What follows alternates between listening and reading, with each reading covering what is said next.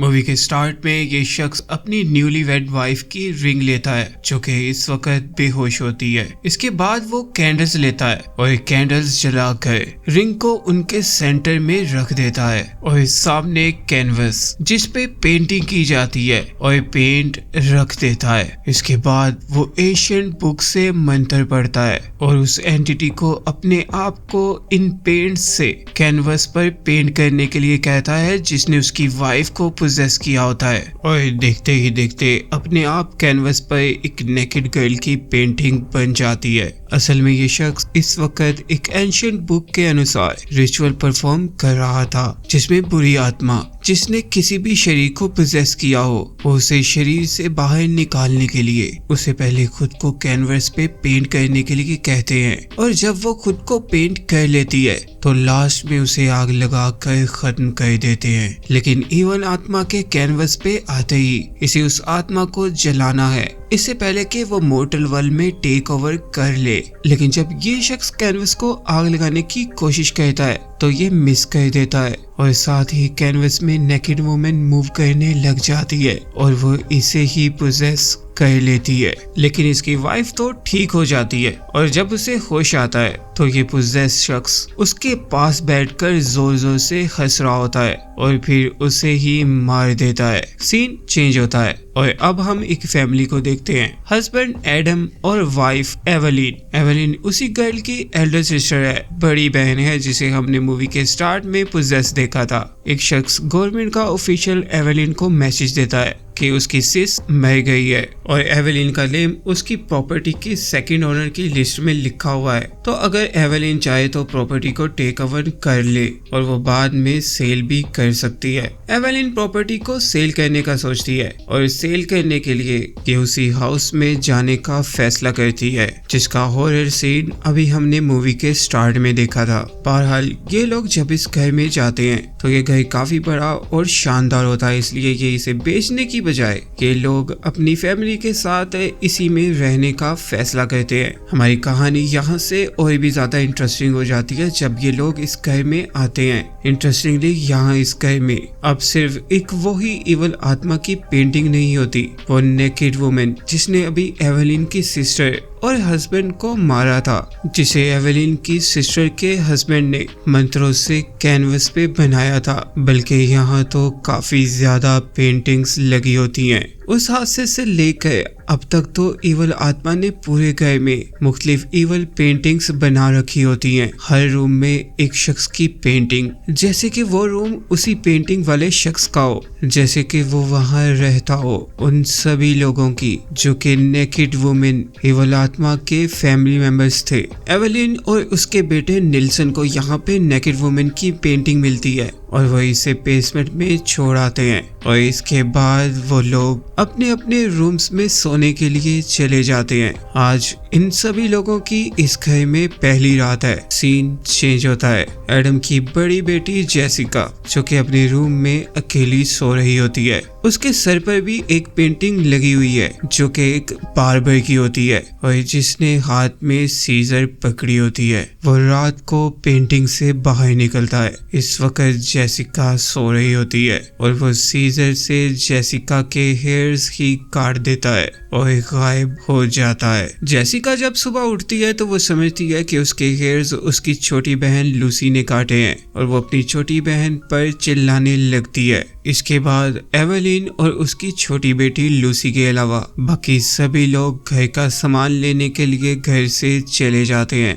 Evelyn kitchen में काम कर रही होती है, तभी एक बच्चा जो कि एग्जैक्ट लूसी की एज का ही होता है वो एवेलिन के सामने से हंसता हुआ गुजरता है। एवेलिन की समझती है कि शायद ये उसकी बेटी है और उसे चिढ़ आ रही है, तो ये उसे फॉलो करने लग जाती है और वो बच्चा बेसमेंट में चला जाता है। इस वक्त एवेलिन उसे बेसमेंट में जाता हुआ तो देखती है और बेसमेंट के डोर को बंद होता भी देखती है, लेकिन उसे बंद करने वाला शख्स उसे नजर नहीं आता। वो बहुत हैरान है और डरी हुई है और साथ ही उसे बाहर गार्डन में खेलती हुई लूसी नजर आती है। उसकी हैरानगी का तो कोई ठिकाना नहीं।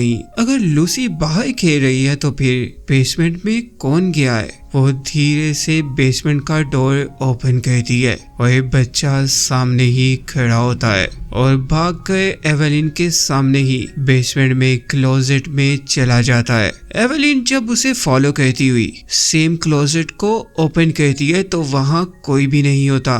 वो डर कर बेसमेंट से बाहर आ जाती है। इतनी देर में उसका हस्बैंड एडम भी घर आ जाता है। वो इस बारे में अपने हस्बैंड को बताती है लेकिन वो उसकी बात पर यकीन नहीं करता। भला ऐसे कैसे हो सकता है कि कोई बच्चा एवेलिन की आंखों के सामने ही क्लोजेट में गायब हो गया। और अब इन लोगों की इस घर में दूसरी रात आ जाती है। जेसिका अपने रूम में सो रही होती है। वह बार बार अपनी पिक्चर से निकलकर दोबारा से उसके हेयर्स काटने लग जाता है लेकिन इस बार जेसिका की आंख खुल जाती है और वो उसे देख लेती है। लेकिन उसे अभी भी पूरा यकीन नहीं है कि पेंटिंग में से किसी ने निकलकर उसके हेयर्स काटे हैं, इसलिए वो जस्ट पेंटिंग के ऊपर क्लॉथ डाल देती है और वॉशरूम के मिरर में अपने हेयर्स को देखने के लिए चली जाती है। लेकिन वॉशरूम के मिरर में से उसे पेंटिंग नजर आ रही होती है और वो क्या देखती है कि पेंटिंग में से बार-बार बाहर आता है और बाहर आते साथ ही वो गायब हो जाता है। और ना तो अब वो पेंटिंग में है और ना ही वो जेसिका को नजर आ रहा है। जेसिका की तो जैसे सांसें ही रुक गई हैं। वो जल्दी से भागकर क्लोजेट में छुप जाती है लेकिन बार-बार की आत्मा तो जेसिका को पीछे से पकड़ लेती है। जेसिका उससे बचकर बाहर भागने की बहुत कोशिश करती है लेकिन वो जेसिका को क्लोजेट के अंदर ही खींच लेती है और जबरदस्ती उसके हेयर्स काटने लग जाती है। जेसिका बहुत चीखती है यहाँ तक कि उसकी वॉइस उसके घर वाले सुन लेते हैं और आकर उसे क्लोजेट से बाहर निकालते हैं। जेसिका सबको इस हॉरर इंसिडेंट के बारे में बताती है और उन्हें यकीन दिलाती है कि ये लोग अगर उसे क्लोजेट से बाहर ना निकालते तो बाइबल की आत्मा ने उसे यहाँ ही मार देना था। लेकिन जब ये लोग पेंटिंग को चेक करते हैं तो बाइबल तो अपनी उसी स्टाइल में पेंटिंग के अंदर होता है और एक बार फिर एडम अपनी बेटी की बात को इग्नोर करके वहां से चला जाता है और ये लोग जस्ट पेंटिंग को वॉल से उतार देते हैं और जेसिका को फिर से शांति से सोने का कहते हैं और उसे एक बार फिर रूम में अकेला छोड़कर वहां से सभी लोग चले जाते हैं। सीन चेंज होता है। एडम अपनी बेटी पे ट्रस्ट ना करके उसे तो अपने रूम में छोड़ आया है लेकिन अब उसकी बारी है। एडम सो रहा होता है और उसे कोई आवाज देता है जिससे उसकी आंख खुल जाती है और वो अपने आसपास देखता है तो यहाँ तो कोई भी नहीं होता। लेकिन वो अब उठ तो गया है इसलिए वो वॉशरूम चला जाता है और फिर से उसे आवाज आती है। कोई लेडी है जो उसे आवाज दे रही है और वो उसे बेसमेंट में आने का कहती है और एडम उसे देखने के लिए बेसमेंट में चला जाता है और अभी वो बेसमेंट में जाता ही है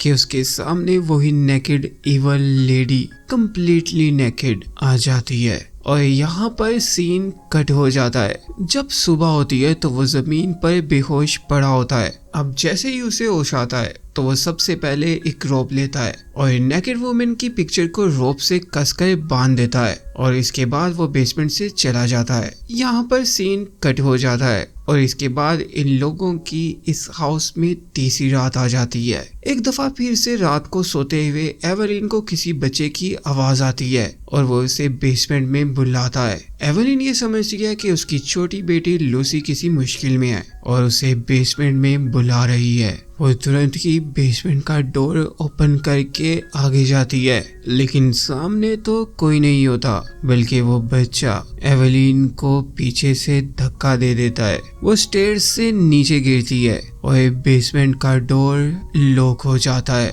और वो बेचारी बेसमेंट के अंदर ही फंस जाती है। इस वक्त तक इस घर में सबके साथ छोटे मोटे हादसे हो चुके हैं, छोटे मोटे हादसे, लेकिन नेल्सन के साथ अभी तक कोई हादसा नहीं हुआ, इसलिए अब नेल्सन की बारी है। उसके रूम में एक सर्द माउंटेन की पिक्चर लगी होती है, एक ग्लेशियर की, और उसे ऐसा लग रहा है कि इस पिक्चर में से ग्लेशियर की ठंडी हवा आ रही है। वो जैसे ही देखने के लिए उसके करीब होता है तो तुरंत ही पिक्चर उसे अपने अंदर ही खींचने लग जाती है। वो बेचारा तो मरने ही वाला होता है। वो काफी तड़पता है और उसकी आवाज उसके फादर सुन लेते हैं, जो कि आकर उसकी हेल्प करते हैं और नेल्सन की जान बच जाती है। लेकिन एवेलिन, जो कि बेसमेंट में गिरी होती है, अब उसे होश आ जाती है और नेकेड वुमन उस पर अटैक कर देती है। और अब एवेलिन की चीखें सुनकर एडम उसे बचाने के लिए बेसमेंट में आता है और वो उसे भी बचा लेता है। लेकिन अब ये सभी लोग तुरंत ही इस घर को छोड़कर यहाँ से वापस अपने घर जाने का फैसला करते हैं और यहाँ तक कि वो तो अपना सामान भी यहीं पर छोड़ जाते हैं, भाग जाते हैं बेचारे और अपने ही घर में जहाँ पर वो पहले रहते थे वहीं पर चले जाते हैं। रिमेम्बर कि लूसी के साथ अब तक उस घर में कोई हादसा नहीं हुआ था, लेकिन इस वक्त वो खेल रही होती है अपने घर में। वो बच्चा जो बार बार उसकी मॉम को पेंटिंग से निकलकर परेशान कर रहा था, वो इवल आत्मा लूसी पर अटैक कर देती है उसके अपने ही घर के प्ले रूम में। इट्स मीन के ये आत्मा और बाकी सारी पेंटेड पिक्चर्स की आत्मा अब इन लोगों के घर में भी आ चुकी हैं। इट्स मीन के पेंटिंग से निकल कर ये सब इवल आत्माएं इस घर में भी इनका पीछा करते हुए यहाँ आ गई हैं। लेकिन इस बार तो लूसी को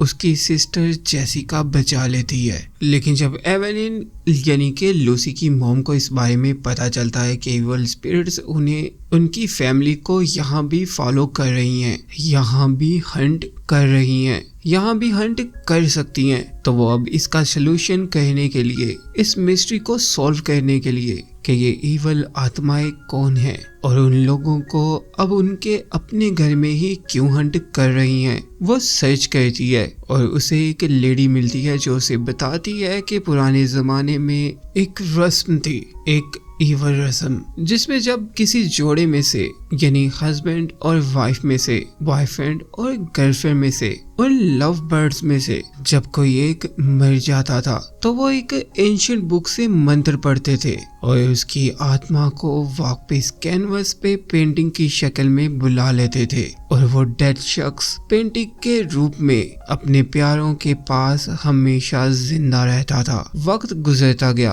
और जिन लोगों ने अपने प्यारों को, उनकी आत्माओं को पेंटिंग में बुलाया था, वो खुद भी मर गए। लेकिन ये आत्माएं कई सौ साल गुजरने के बावजूद अभी भी इन पेंटिंग्स में कैद हैं, इन पेंटिंग्स में जिंदा हैं और लोगों को हंट कर सकती हैं। लेकिन ये लेडी इनके घर के पीछे क्यों पड़ रही है, इस मिस्ट्री के बारे में वो वुमेन इन्हें कुछ नहीं बता सकती। लेकिन कुछ तो ऐसा है, इस लेडी ने एवेलिन को सारी मिस्ट्री तो बता दी है और उसके ख्याल में उन इवल आत्माओं को उसी घर के अंदर रहना चाहिए था जहां पर उनकी पिक्चर्स थी। और अब वो इनकी फैमिली को इनके अपने घर में क्यों हंट कर रही हैं, ये बात वो लेडी बिल्कुल नहीं बता सकती। ये एक न्यू चीज है उसके लिए। लेकिन एवेलिन के इस लेडी से मिलकर वापस आने से पहले ही एवेलिन के बेटे को इवल लेडी पोजेस कर लेती है, नेकेड लेडी। लेकिन ये लोग तो घर वापस आने की बजाय नेकेड इवल लेडी का सच जानने के लिए, उसकी स्टोरी जानने के लिए वापस एवेलिन की सिस्टर के घर चले जाते हैं और इनको यहाँ पर नेकेड इवल लेडी की स्टोरी भी पता चल जाती है। वो अपनी शादी के तुरंत बाद ही मर गई थी और उसका हस्बैंड जो कि उससे बहुत प्यार करता था, इसलिए उसने उसे वापस कैनवस पे पेंटिंग के थ्रू बुलाया था। इट्स मीन के एंशिएंट बुक से शेम रिचुअल करके, जो कि पहले जमाने में हुआ करता था, कैंडल्स जलाकर मंत्र पढ़ के उस शख्स ने अपनी वाइफ को वापस बुला लिया था और वाइफ वापस तो आ गई थी, लेकिन वो अब कैनवस के अंदर ही रहती थी। यानी कि उससे बातें तो कर सकता था लेकिन फिजिकल रिलेशन नहीं। इसने उसे वापस तो बुला लिया था, लेकिन जब वक्त गुजरता गया तो उसका प्यार इससे कम होने लग गया और उसने फिजिकल रिलेशन बनाने के लिए और वुमेन से फ्रेंडशिप करना शुरू कर दी और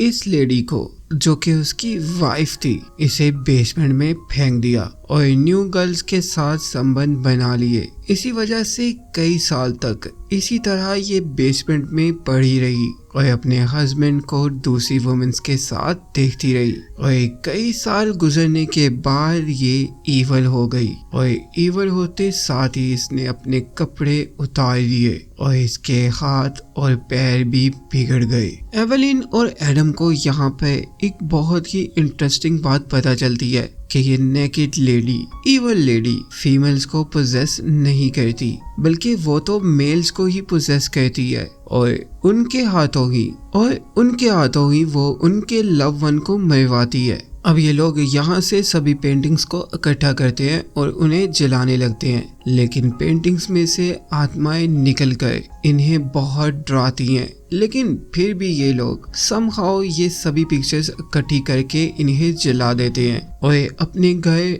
लौटते हैं। जैसे ही ये अपने घर पहुंचते हैं तो इन्हें पता चलता है कि इनका बेटा जो कि पोजेस हो चुका है वो अपनी छोटी बहन लूसी को उठाकर बेसमेंट में ले गया है। अब ये लोग उसका पीछा करते हैं, लेकिन उसकी बॉडी में तो ईवल नेकेड लेडी आ चुकी है और वो हर हाल में लूसी को ही मारना चाहती है। ये लोग लूसी को उठाकर और नेल्सन को रूम में लॉक करके वहां से भाग जाते हैं, लेकिन नेल्सन तो इनका पीछा करता है। अब ये लोग लूसी को घर से उसकी सिस्टर के साथ बाहर भेज देते हैं और खुद रिचुअल्स परफॉर्म करते हैं। ये चाहते हैं कि ये लोग अब खुद नेकेड ईवल आत्मा को कैनवस पे पेंटिंग में बुलाएं और फिर पेंटिंग को आग लगा दे। नेल्सन मुसलसल डोर तोड़ रहा है या डोर तोड़ने की कोशिश कर रहा है। इनके पास टाइम कम है, इसलिए ये लोग जल्दी से मंत्र पढ़ते हैं, लेकिन कोई फायदा नहीं होता। इविल स्पिरिट तो नेल्सन के अंदर है, इसलिए वो कैनवस पे पेंटिंग में नहीं आती। बिल आखिर एडम अपनी वाइफ के सामने ये कन्फेस करता है और उसे बताता है कि ईवल लेडी इनके घर के पीछे अब तक यहाँ पर क्यों पड़ी हुई है, यानी वो इन्हें इनके घर में अब क्यों पोजेस कर रही है, क्यों हंट कर रही है। उस रात जब वो बेसमेंट में गया था और फिर बेहोश हो गया था और उसने सुबह उठकर नेकेड वुमेन की पेंटिंग को रोप से बांध दिया था। असल में उस रात उसने इस आत्मा के साथ फिजिकल रिलेशन संबंध बनाया था और अब जबकि ये उस घर को छोड़ आए हैं और वो लेडी एडम को उसकी वाइफ से और उसके बच्चों से अलग करना चाहती है, यानी एडम भी अब वो दूसरा शख्स है जिसने उसे धोखा दिया है, इसलिए वो उसकी फैमिली को हंट कर रही है। जितनी देर में एडम अपनी वाइफ को ये सारी बात बता रहा होता है, वो अच्छी तरह से अपने आप को ईवल लेडी के हवाले करने का फैसला कर लेता है और अपनी बात खत्म होते ही वो आत्महत्या कर लेता है, सुसाइड कर लेता है अपनी फैमिली को बचाने के लिए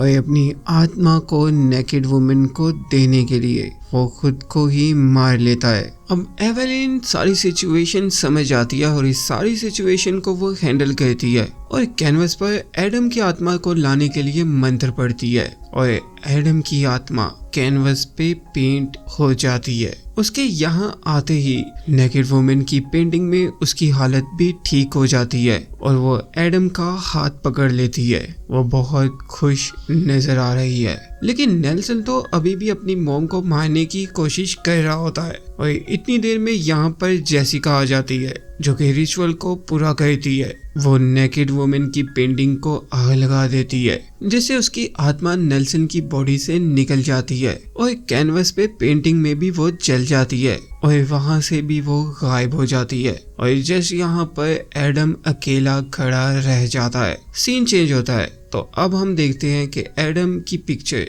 को उसी लेडी के बाकी सभी लोगों की पिक्चर्स के साथ रख दिया जाता है ताकि एडम भी ईवल ना हो जाए और वो बाकी अपनी ही जैसी आत्माओं के साथ रहे। और यहाँ पर हमारी मूवी की स्टोरी खत्म हो जाती है। लाइक और सब्सक्राइब जरूर कीजिएगा।